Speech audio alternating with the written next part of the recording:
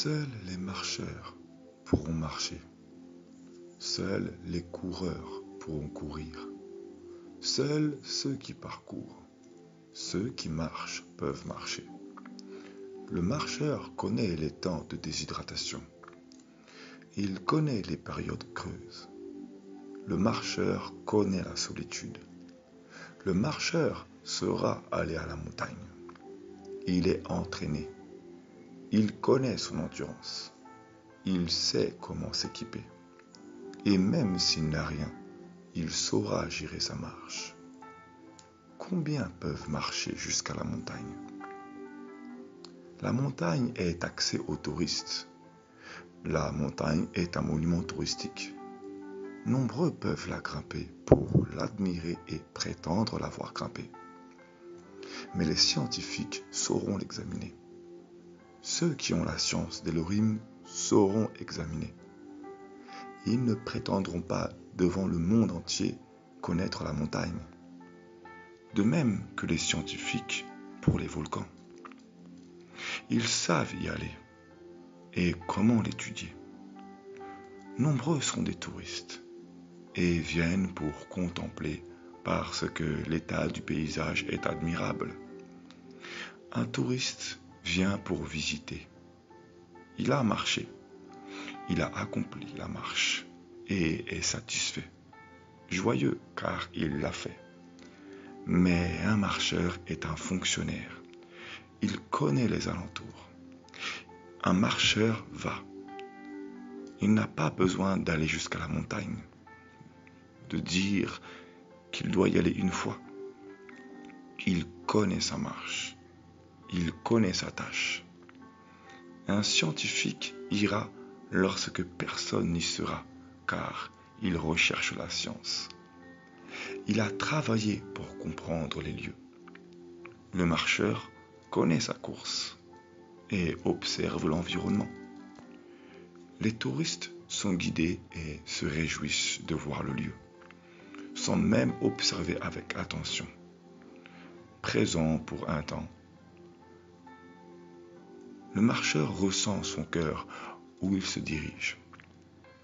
Nombreux veulent grimper les montagnes parce que celle-ci est réputée. Nombreux veulent aller sur une montagne parce que tout le monde ne l'a pas fait. On visite parce qu'il faut le faire une fois. La montagne est placée et n'a rien demandé. La montagne est positionnée et n'a rien demandé. Elle a été établie, elle domine, est visible, mais n'a rien demandé. Nombreux y vont pour se réjouir le temps d'un tourisme. D'autres pour dire qu'ils l'ont grimpé. Mais celui qui recherche la science y va pour la comprendre. Il recherche l'histoire de son territoire. Les marcheurs, eux, n'ont pas besoin d'affronter la montagne. Ils la connaissent. Ils connaissent l'environnement.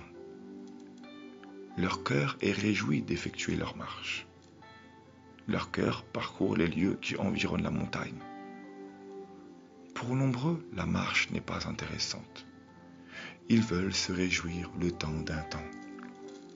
La jouissance du monde est plus palpitante et satisfaisante. On vient à l'assemblée pour se ressourcer. Les marcheurs comprennent la science. Ils ont appris l'histoire du territoire où ils marchent. C'est pourquoi ils sont entraînés. Ils ne désirent pas se réjouir, mais comprennent. Voici leur réjouissance. Une montagne demeure et supporte ce qu'elle porte. Les marcheurs trouvent leur source dans la compréhension de leur parcours. Les marcheurs connaissent les territoires. Ils connaissent les montagnes et ne recherchent pas à se réjouir en les grimpant. Les marcheurs ne se montrent pas. Ils ne se voient pas. Mais on ressent en eux la connaissance. Les montagnes parlent peu. On les visite. Mais autant une montagne, un paysage, un territoire peut accueillir de nombreux touristes, autant elle peut devenir une ruine. Elle peut se tarir. Elle peut devenir déserte. Une colline, une vallée, une montagne peut servir de nombreux troupeaux pour les ravir.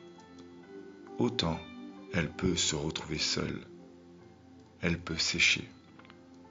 C'est pourquoi les touristes, les vacanciers, les visiteurs vont de territoire en territoire.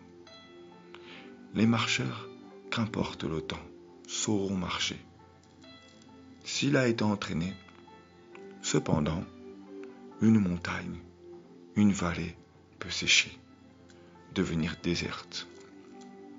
Les scientifiques connaissent le territoire, étudient, mais le marcheur continuera de marcher car aucune montagne ne lui donnera de repos.